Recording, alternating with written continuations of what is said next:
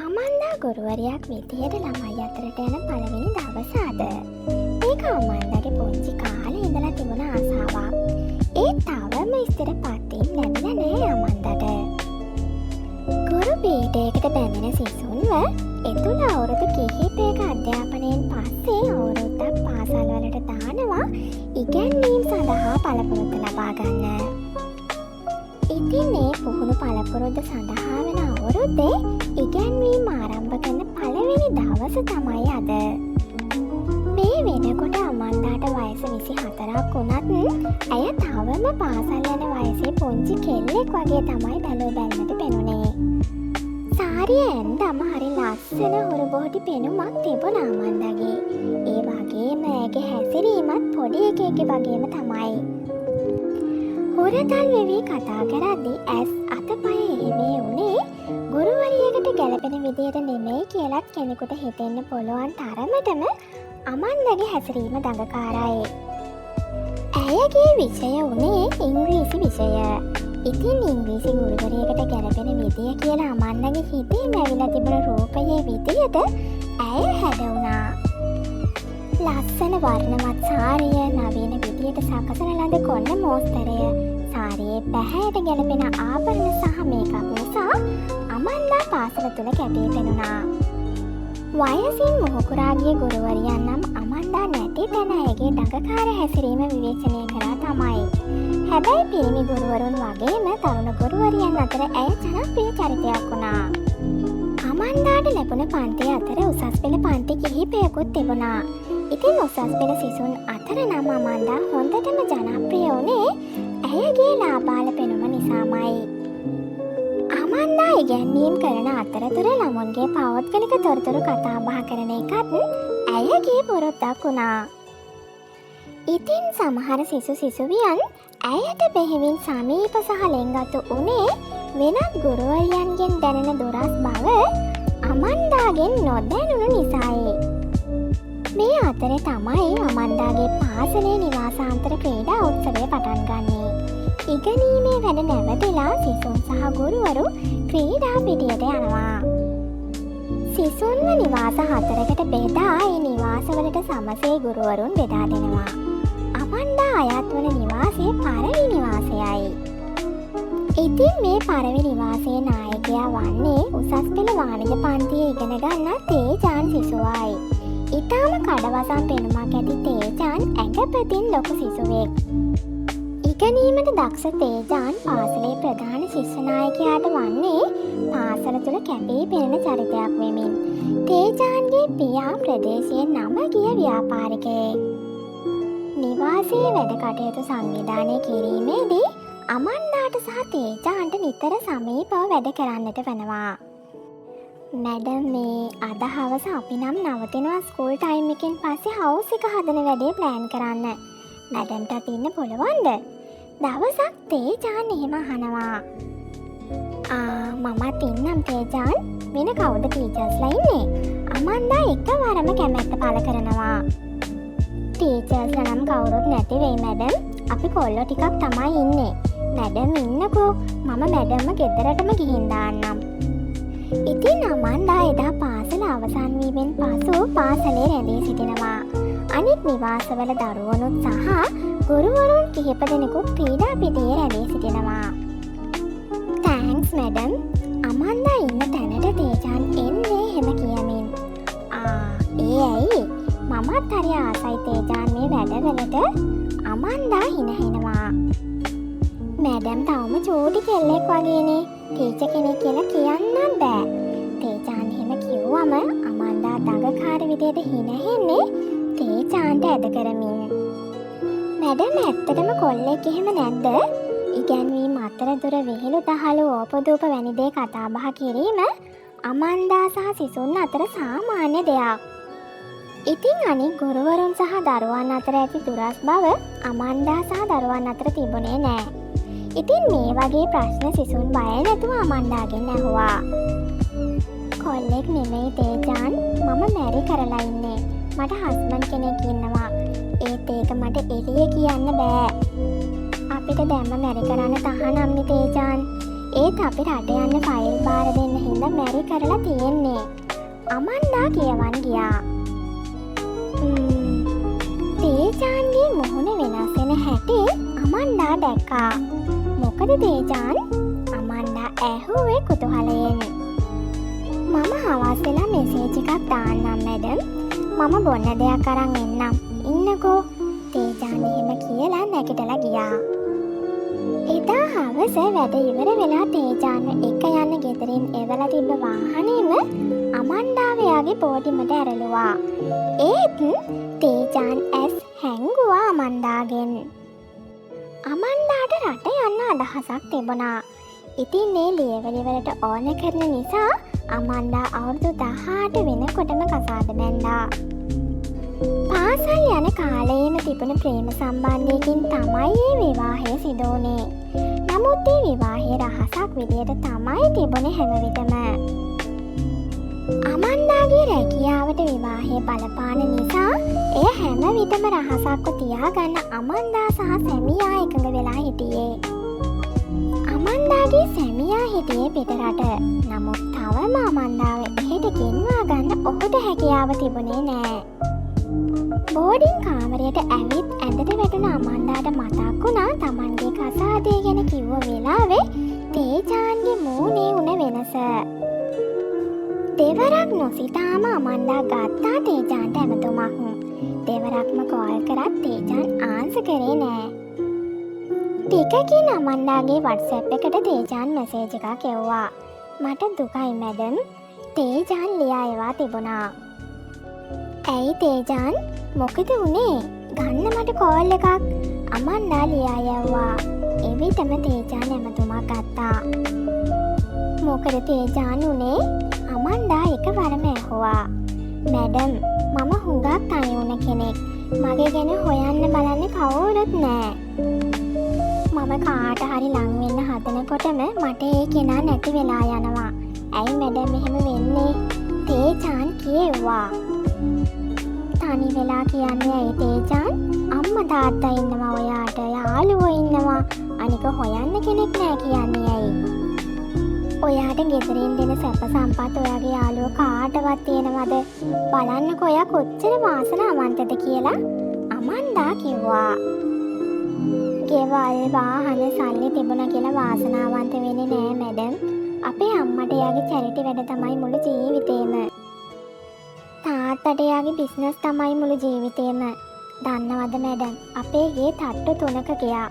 මම ඉන්නේ උඩම තට්ටුවේ. මම මේක ඇතුලේ මැරුණත් හෙට වෙනකන් කවුරුත් දන්නේ නෑ. මේකට එළියෙන් එන්ට්‍රන්ස් තියෙනවා. ඕනනම් මට ගෙදර අය නොදැන මේකෙන් එළියට යන්න පුළුවන්. එහෙම නැත්නම් එළියෙන් ඕන කෙනෙක් මේකට ගෙන්න ගන්න පුළුවන්.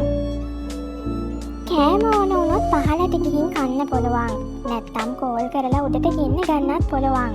එහෙම නැත්නම් මේකෙම තියෙනවා කෑම ಜಾති පුරපු ෆ්‍රිජ් එකකුත්. මට එළියට යන්න ඕන නම් කැමති වාහනයක යන්න පුළුවන් ඩ්‍රයිවර් එක්ක. සල්ලි ඕන වුණොත් මගේ ළඟ තියෙනවා තාත්තගේ බැංක් account එකක කාඩ් එක.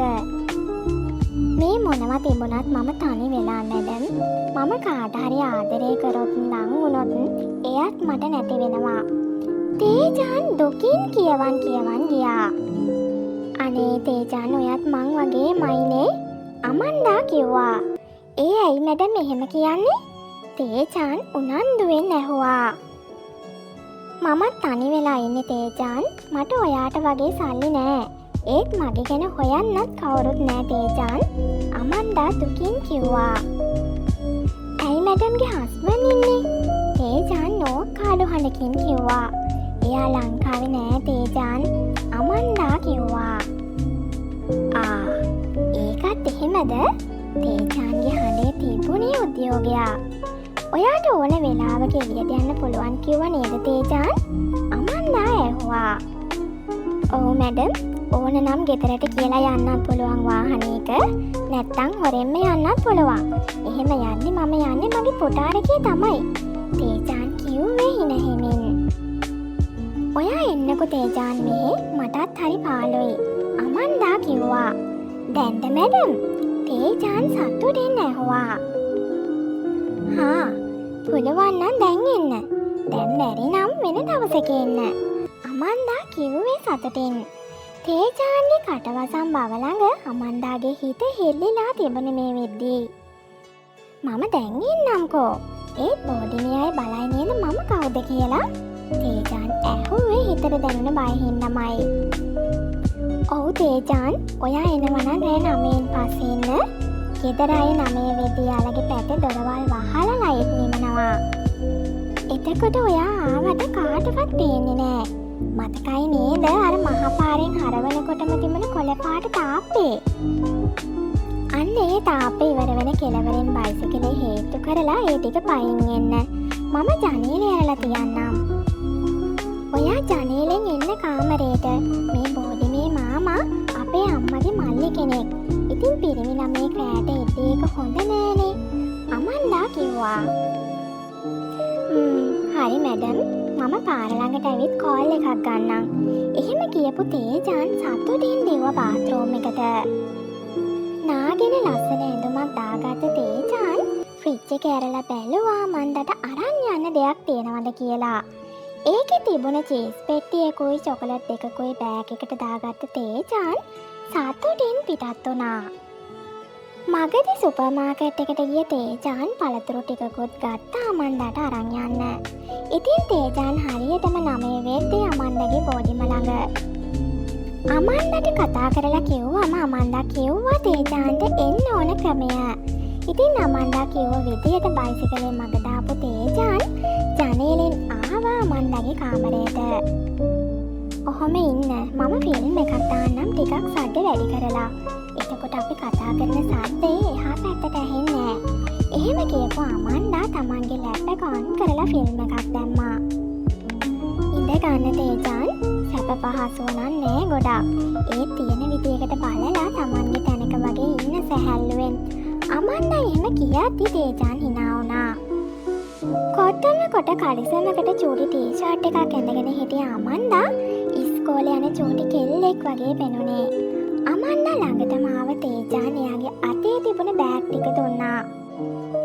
හරි දඟකාර විදියට hina වෙලා බෑග් ඇරලා බලපු අමන්දා චීස් පෙට්ටිය කඩලා කෑල්ලක් කන්න ගත්තා.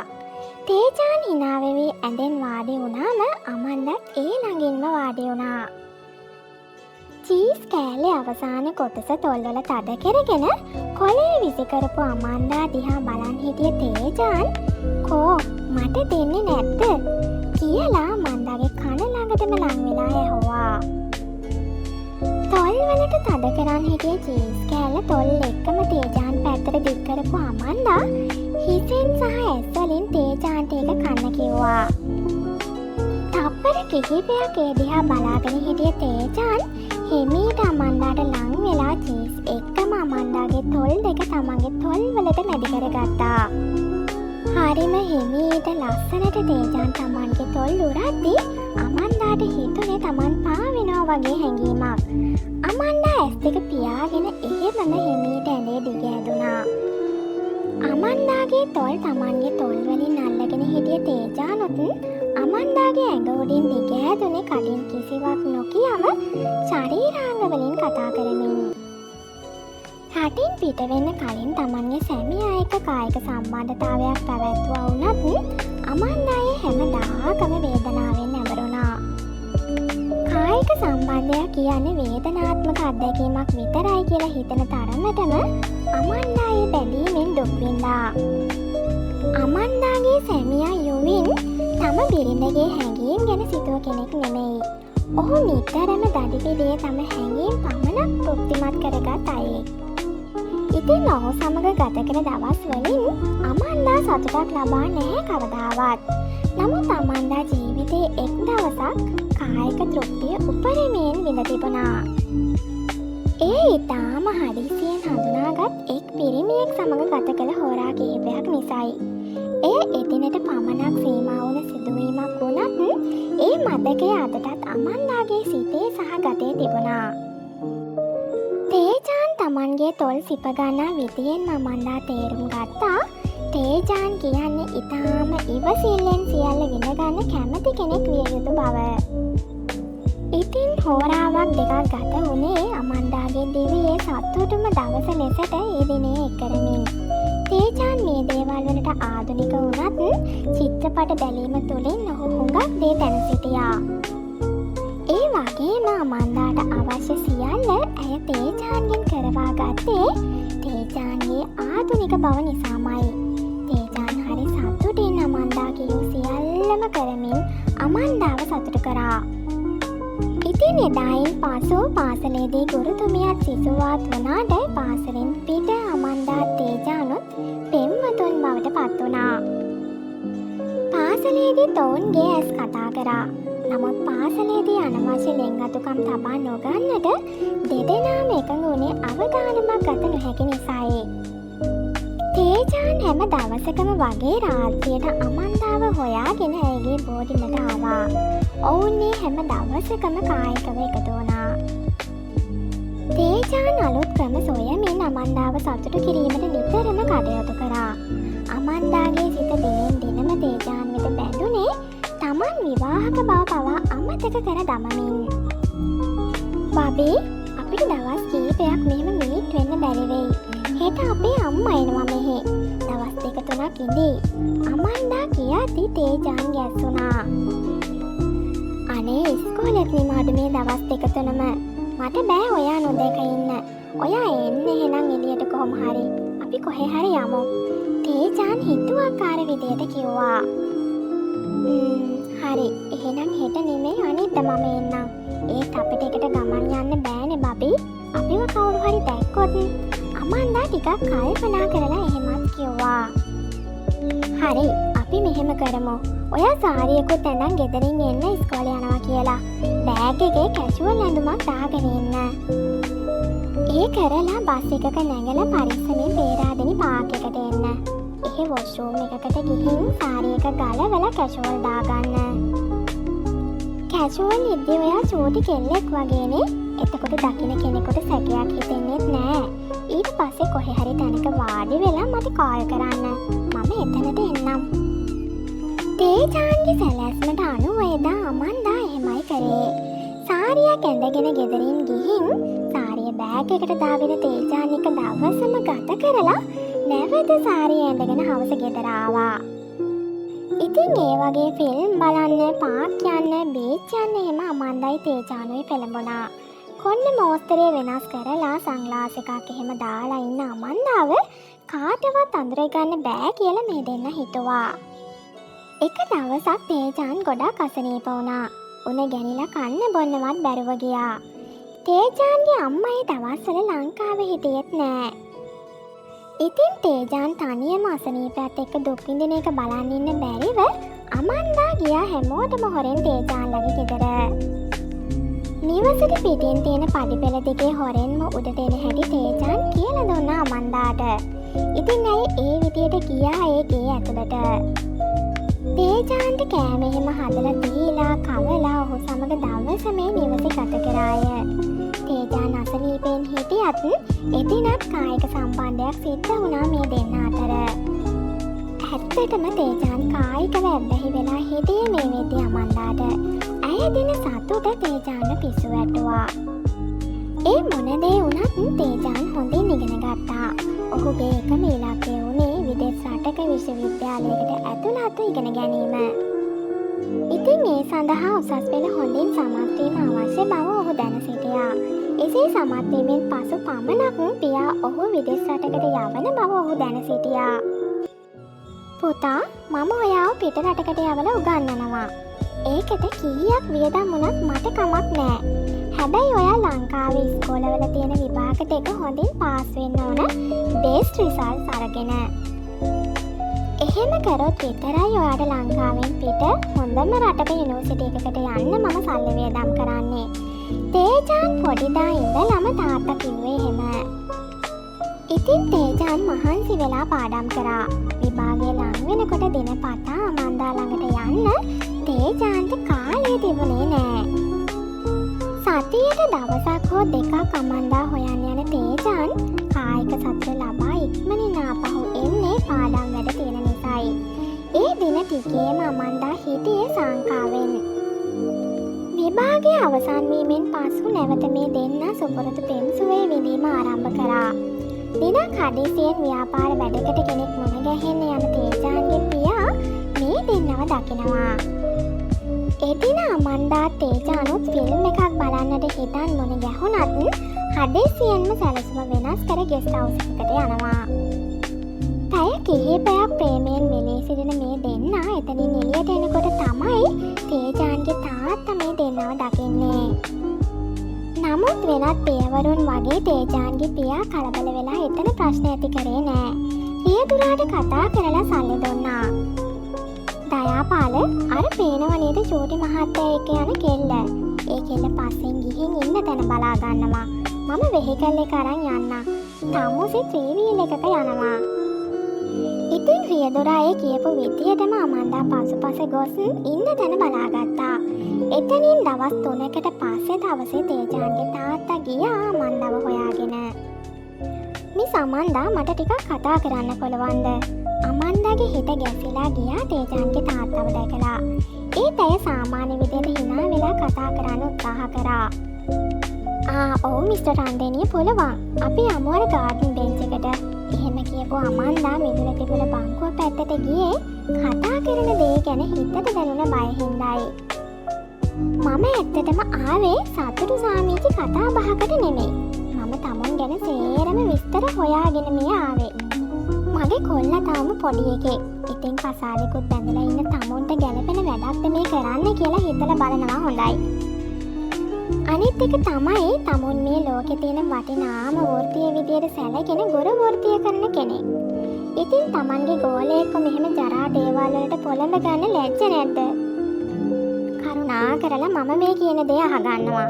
මගේ කොල්ලගෙන් ඈත් වෙලා නොගියොත් මම තමුන්ව මරලා හංගනවා බල්ලෙකුටවත් හොයාගන්න බැරි විදියට. අහලා ඇතිනේ මේ රන්දෙනිය ගැන? මට ආයේ කියන්න ඉඩ තියන්න එපා. මම තමුන්ගේ ගෙදරටයි තමුන්ගේ මිනිහගේ ගෙදරටයි මේ පණිවිඩය යවලා තියෙන සාක්කි එකම. ඒව තමුන් බේරුම් කරගන්නවා.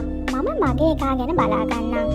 එහෙම කියවන් ගිය තේජාන්ගේ පියා පිට වෙලා ගියා. එතනින් පස්සේ තේජාන්ගේ දුරකථනය වැඩ කරේ නෑ. සතියකට පස්සේ තේජාන්ගෙන් WhatsApp පණිවිඩයක් ලැබුණා මන්දාට. මැඩම් මම අද ලංකාවෙන් යනවා. මගේ ජීවිතයේ අත්දැකීමක් ගත්තා මම ඔයාගෙන්. මම දන්නේ නෑ මම ඔයාට ආදරේ කරාද නැද්ද කියලා. ඒත් මම ඔයාගේ ලස්සන ඇඟට ඇබ්බැහි වුණා. මට කවදාවත් ඔයාව කසාද බඳින්න බෑනේ. අපි වයසින් වගේම පවුල් පසුබිමිනුත් ගැලපෙන දෙන්නෙක් නෙමෙයිනේ. ඉතින් මම යනවා. ඔයාගේ හස්බන්ඩ් මෙතනින් පස්සෙවත් වරදක් නොකර හොඳින් ඉන්න බලන්න. Goodbye. ඒක කියවලා ඉවර වෙද්දී අමන්දාගේ ඇස් වලින් කඳුළු කඩා හැලෙමින් තිබුණා. එතකොටම යුවින් ගෙනුත් WhatsApp මැසේජ් එකක් ආවා. පට්ට බැල්ලි. උඹ නටපු නාඩගම් සේරම මම දන්නවා. සාකි එක්කම මම දැක්කා. හිටපන් ඉවසලා මම ලංකාවට එනකන්. ඇවිත් බලා ගන්නම් මම ඉතුරු ටික.